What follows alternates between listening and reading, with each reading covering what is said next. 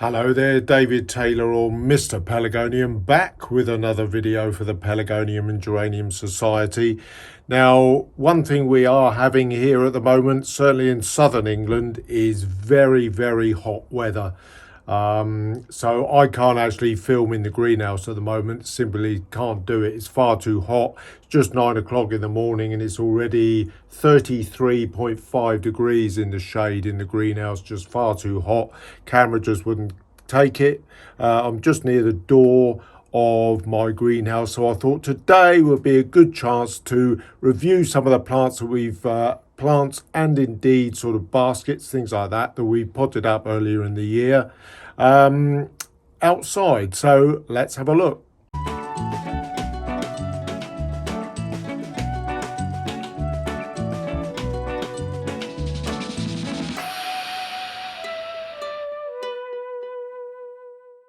Right, so what we'll do first is just come outside my door of my glass house. Now outside, obviously mostly outside, it's plants that are, I've got standards going here. I'm gonna have to just try not to shade them. I was just gonna deadhead this one. Now this is, you may have remember this is the Adenjo, one of the Adenjo Tinto Mara, I think is the name of it. Tinto Mara, and this has done exceptionally well actually outside, really enjoys it. Gets sun in the morning on this east elevation of my glass house, and it's done very well. It's grown very, very swiftly. It got to the height late last year, and I took this through the winter and it's growing really well now. We've got a few little side shoots growing out the main stem, but I'll trim them off. But yeah, it's done. I'm really pleased with how well that's come through. Gorgeous leaf, hasn't flowered massively, just coming into flower now. Needing to water sort of relatively regularly. Outside it's not so much a problem. Inside, of course, there's the glass house looking down.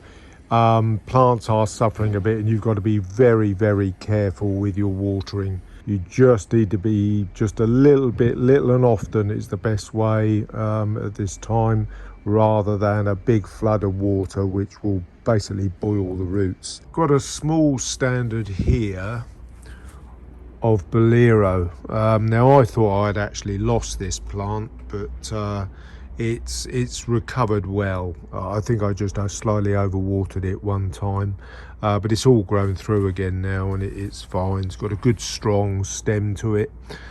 Just need to be very careful with the watering of that one. A couple of younger plants here. This is one of the Hindu sports, I think. Hindu Knights, I think that one's called. Yeah, Hindu Knights. That's quite a small one, but I hope to get that up into a really big plant at some stage. That's a regal called Delightful. That's quite new, and I've only recently just potted them up.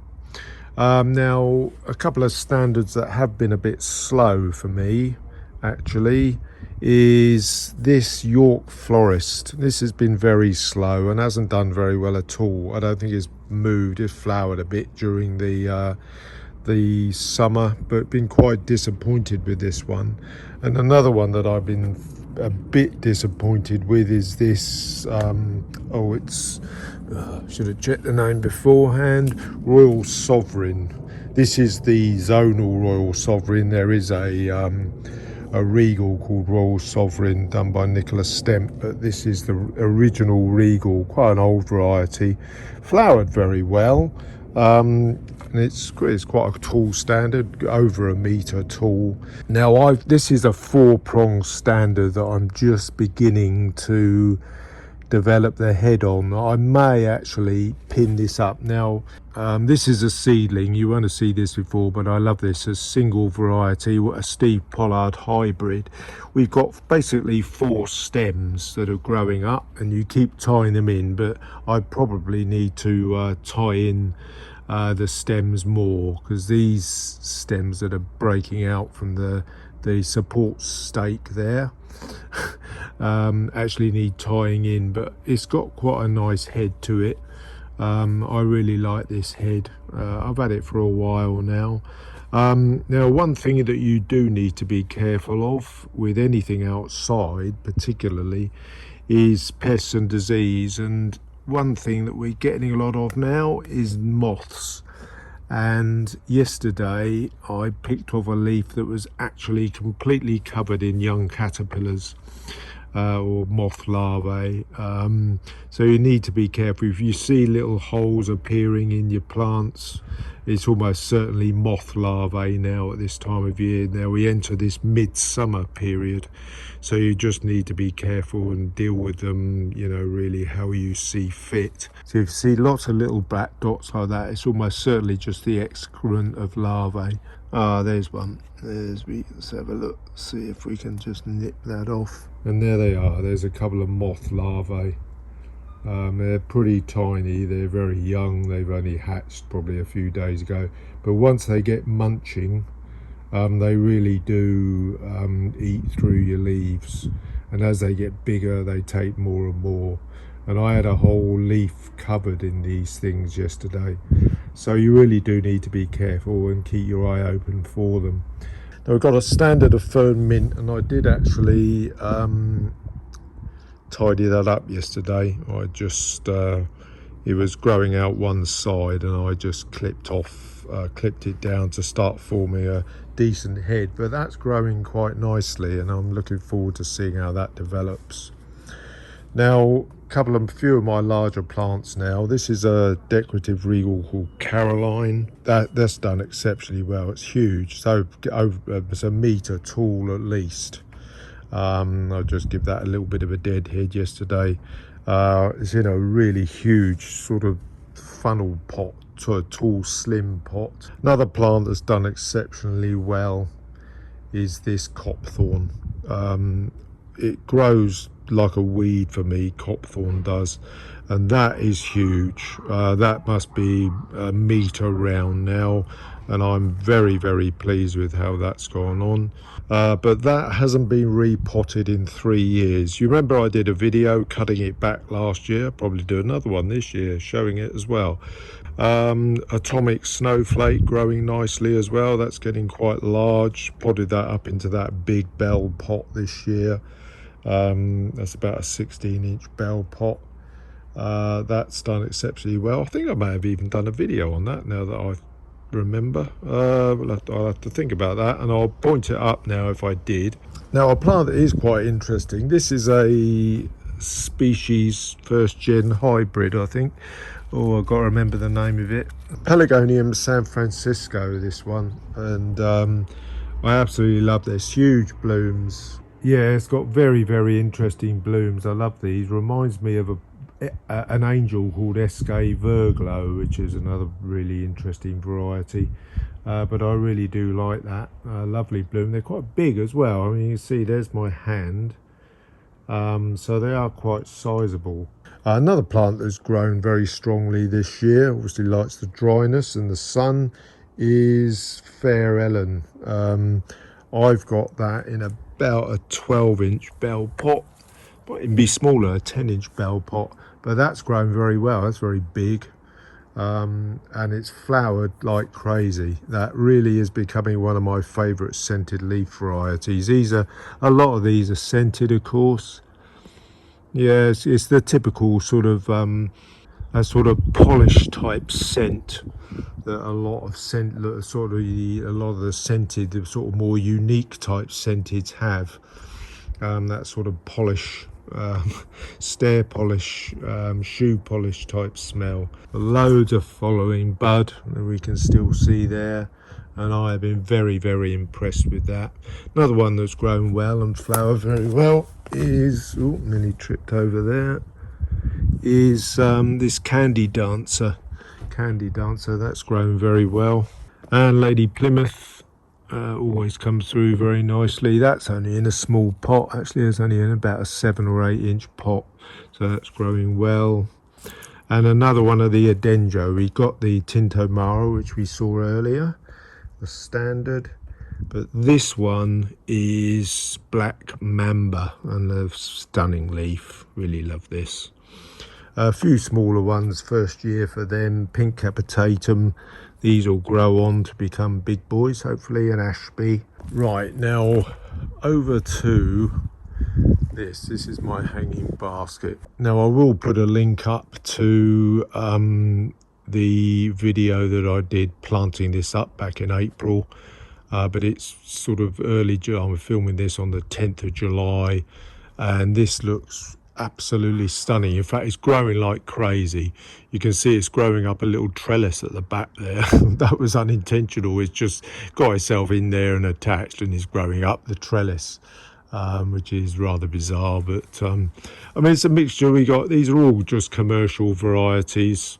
We've got a white, that was Pelfie Summer Lilac Rose, I think, that one. Ivy, a bit more compact, that one. And this was one of my seedlings of Robin Louise. That's done quite well. And we got one of the seedlings of Steve Pollard in the back there that's showing its head over the top. There's another Stella. But yeah, I've been very, very impressed with how that's looking. I mean, that's in a 16-inch hanging basket. There really is looking the business done very well. Over this way, I've just got a couple of small ivies. These are commercial ivies. Can't even remember the name of them now, but you know, they do quite well. Just single pot. The ivy leaves just do not need overwatering, so they're quite happy in this heat that we're having at the moment. Okay, so I've just come over to the shaded area now. We're shaded in the morning anyway, so we're sort of northwest facing our gardens, so we get the sun later in the day over this corner here near the house. Right, this is Sue's, my wife's, scented sort of pot. It's a shallow pot, but again, scented leaf varieties can handle the dry. I just water it about every 3 days. Right, we got the old ever faithful orange fizz, which I absolutely love. Flowers like crazy. That's cola bottles over the back there. It's surrounded by a number of the common one. Oh, my brain's gone. I'll have to put it on the video. I've just totally brained out. Can't remember what that is. I mean, that's Hardwick cinnamon. We got creamy nutmeg, orange fizz, cola bottles. Remember all the harder ones that you would have thought, but I can't remember what that is. What's that? It's a common one. Brained out. Anyway, I'll put it on the caption. You'll see it there. Okay, so in reverse order, let's just have a look at my big boy standards, which have done very well, to be quite honest. These are really big plants. Bit of deadheading required from me now, really.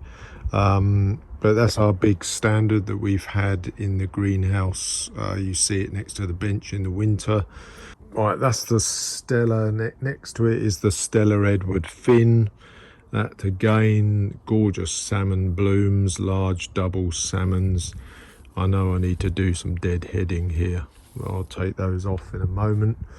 And there's our big Sophie Dumaresque. Again, a little bit of deadheading required from me, and the odd dead leaf, nothing too serious.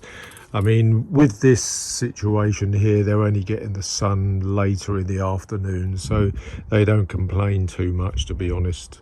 It's not a great deal of watering needed to be done, but you know, they're looking pretty good. As I said, I keep turning the leaves over to look out for caterpillars, which is a common problem that we have here. Now, we got the huge blooms here of Ellen Ross. Now, if I just get rid of that leaf, look at my hand. My hand is quite big, and that is one bloom. Okay, it has gone over there a bit now. It's been burnt off a little bit, but you know, that is a huge zonal bloom. And that's doing exceptionally well. Again, climbing up the fence to a certain extent. But I mean, that at this height, it is 2 meters tall. It's crazy. It's grown like madness, but doing very well. Now, the smaller one here, but a good straight stem that's done quite well, is Meadowside Mahogany. Fairly simple bloom, you know, nothing too overly complicated. Single brick red bloom, but lovely dark leaves. Not quite as dark as the Black Mambo that we just saw slightly earlier, but that, you know, that's a good, you know, good plant. Now, cactus flowered varieties. I don't know whether I haven't really been able to show you the blooms on these. before, because they do flower quite late. But this has grown very strongly actually. Bicolours always tend to do quite well in my sort of area. But yeah, cactus flower is effectively a fine, almost very fine stellar type bloom on a standard zonal plant, or in this case a bicolour. But yeah, so that's relatively interesting. Now the good tall pink at the back is Charme Ward. Can't think of the breeder. I know he's Australian. Can't remember his name. I'll put his name in the caption there. This is Osborne. I've got another standard of this, a younger helix standard growing in the greenhouse, i.e. two that are growing together. So I probably won't overwinter this one, and I'll retain the other one. But yeah, Osborne is quite a pretty bloom. Needs a bit of a dead head and needs some new bloom to come through on it. The little other group here are seedlings. We've got a white fading to pink standard here. These are Steve Pollard seedlings. We've got this nice one here. But yeah, that's nice when they first sort of come. They're very, very interesting bloom, like this double sort of colouring of the single stellar blooms there. We've got spots and splashes one there. Yeah, so there we are. That's a little look around the outside. A couple of tips there, particularly to deal with pests. Need to look out for them, particularly plants outside, of course, where they're open to all the elements. Now, the interesting thing is, of course, is that people always ask me, particularly my neighbours, why I shut my greenhouse still at night when the temperatures are obviously very high. Well, it's quite simple. It's to keep those moths out, because moths are nocturnal. The majority of them are. And I don't want them coming in laying their eggs on my stock. So I very seldom, I might get the odd one, but I don't often get caterpillars coming, or caterpillars or moth larvae coming on my plants in the greenhouse, because I keep it shut at night, and that's why I do it. But there we are, a little video just to sort of keep things ticking over while I'm sort of trapped outside of being able to film in my greenhouse. I'm now going to do a bit of podding on while it's still relatively early in the morning and temperatures still only in the mid-30s in the greenhouse. Went up to 42, I think, yesterday in the shade. And I'll hopefully see you again very, very soon with another video. Bye-bye for now.